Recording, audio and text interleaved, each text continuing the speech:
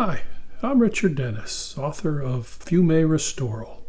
While I work on the sequel to that novel, available sometime by the end of the year, I'd like to share with you another of the forgotten notables of the early 20th century.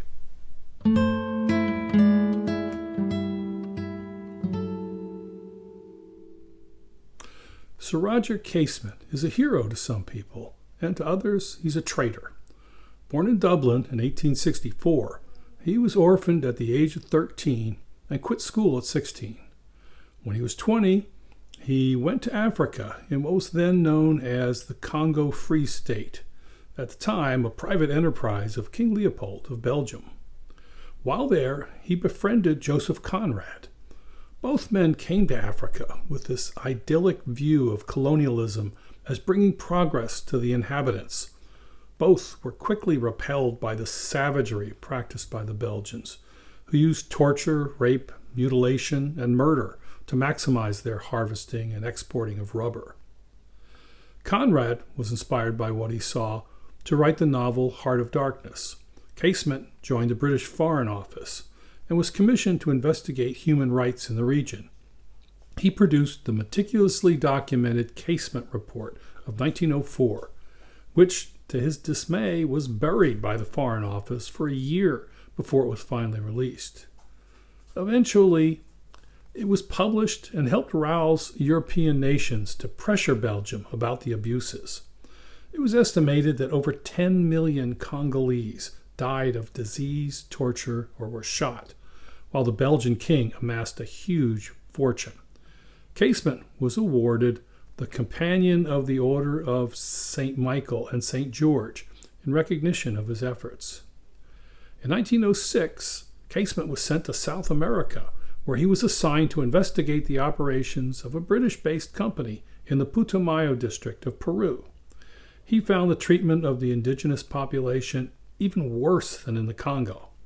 His report in 1910 embarrassed the wealthy British directors of the company and earned him a knighthood.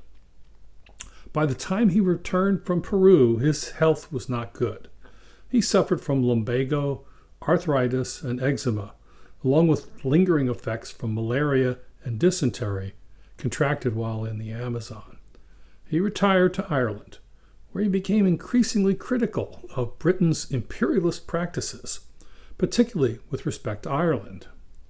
Along with a number of other Ulster Protestants, he took up the cause of Irish independence from Britain against strong unionist opposition. In July 1914, he went to the United States to raise money for Irish nationalist organizations. And after World War I broke out, he traveled to Germany seeking guns and attempted to recruit Irish prisoners of war to fight against the British domination of Ireland. Few joined, and the Germans reneged on the bulk of their promised aid. The arms they did send were intercepted by the British Navy. Casement was on his way back to Ireland to warn the nationalist leaders to cancel the planned uprising because of the lack of weapons. He was captured soon after landing in County Kerry, arrested, and transported to London, where he was charged with high treason, sabotage, and espionage. 3 days later, the Easter Rebellion began. He was quickly tried, convicted, and sentenced to hang. A number of prominent people lobbied for clemency, including Sir Arthur Conan Doyle, William Butler Yeats, and George Bernard Shaw. Joseph Conrad was not among them. The government released diaries purported to be Casement's, which contained explicit descriptions of his homosexual relations. Homosexuality was both shocking and illegal in Britain at the time. To this day, the authenticity of the diaries is still disputed. Release of the diaries, however, had the intended effect of discouraging support for the accused. The pleas to commute his death sentence fell on deaf ears. Casement was executed on August 3, 1916. Now, the British government refused repeated requests to have Casement's remains returned to Ireland. They finally relented in 1965 but had difficulty locating his corpse. The Irish government had to accept a delivery of remains that may or may not have been Casement's. The remains were buried with full military honors in Dublin. If you'd like to learn more about Sir Roger Casement, there are a number of writings that cover his life. A good starting point is the long and well-researched Wikipedia article which documents the key events of his life and contains extensive references.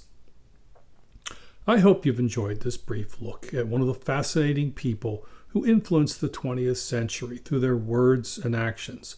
Join me again in a couple of weeks for another of the prominent men and women who deserve to be remembered. And please check out my novel, Fiume Restoral, on sale on Amazon and other fine retail sites.